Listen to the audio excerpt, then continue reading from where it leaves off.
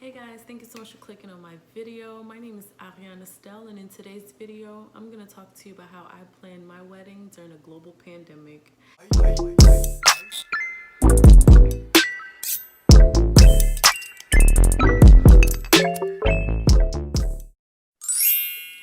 So I got engaged on August 9th, 2019, and we had set our date to be married on August 9th of 2020. During the time, I was a full-time student and I was working full-time, so there was no time for me to start planning anything. We didn't really start planning until January of 2020. And during the time, we have found a venue that I loved, and I immediately started looking for a wedding dress.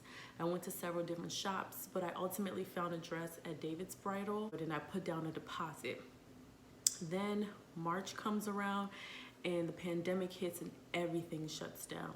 Like, we get a call from the venue saying you're gonna have to switch the dates to sometime next year because we're letting everyone go and everything is closed. David's Bridal's closed, so now I can't even get my deposit back, honey. So here I am thinking like, okay, what are we gonna do? Like, now I'm thinking maybe we can just elope. Maybe we can just do it at a courthouse. Like, all I knew was I did not want to get married next year. I didn't have a venue, I didn't have a dress, nothing was set, but I knew I wanted to get married in August of 2020. During this time, I'm like going through a job transition. So my husband was amazing. My husband is a meeting planner, and he scouted the internet and he found a wedding planner who happened to be doing a package, a micro wedding package. And within that package, you have your florist, you have your videographer, photographer, cake person, caterer. You have it all in one package.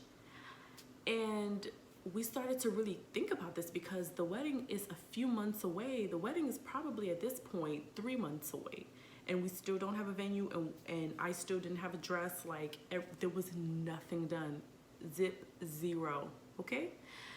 So we decided to go with this micro wedding package because it had everything in one and we did not have to look for anything on our own.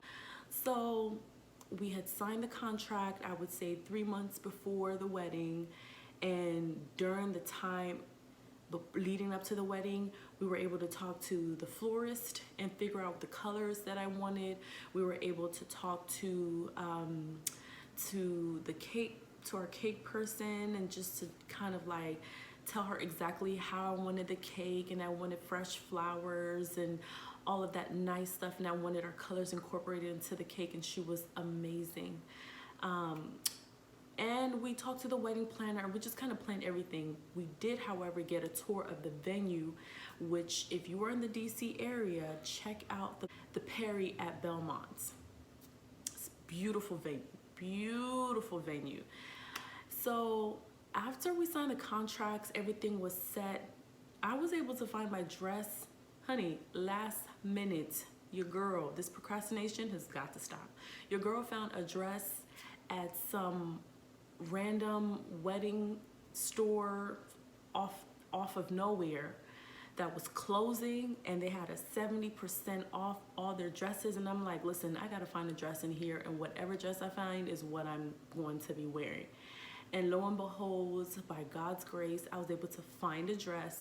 So we got everything set. So let's quickly talk about the pros and the cons. One major pro is you save a ton of money. Because it's not a traditional wedding, we only paid a fraction of the price. That's not to say that we didn't shell out some money, but we didn't shell out as much money as we would have had we done a traditional wedding. Another major pro is that in a short amount of time, we had everybody at our disposal. We did not have to find the caterer, the florist, the videographer, the cake person. Like, everything was part of our package.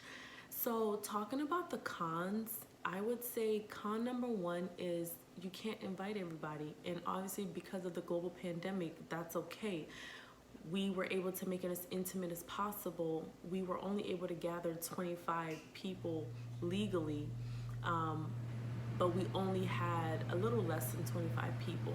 Because our numbers were so small, we were able to have everybody in our wedding wear our wedding colors, so I didn't have any bridesmaids, so it kind of felt like everybody was a part of the bridal party. The last con that I would say is we didn't have the venue for the whole day. It's not a traditional wedding. We had our venue for 4 hours, and our wedding, we didn't have a DJ. We played the music on a speaker, and you couldn't really tell the difference. We were able to have our first dance, our cake cutting. We did everything that you could do at a traditional wedding, but just in a short amount of time. So these are the things that I want you to consider when you're planning your wedding, and I want you to consider a micro wedding. If I had to do it again, I wouldn't change a thing because it was actually more than what I was expecting. And so that's all that I have to talk about. Thank you so much for watching my video. Stay tuned for the highlights.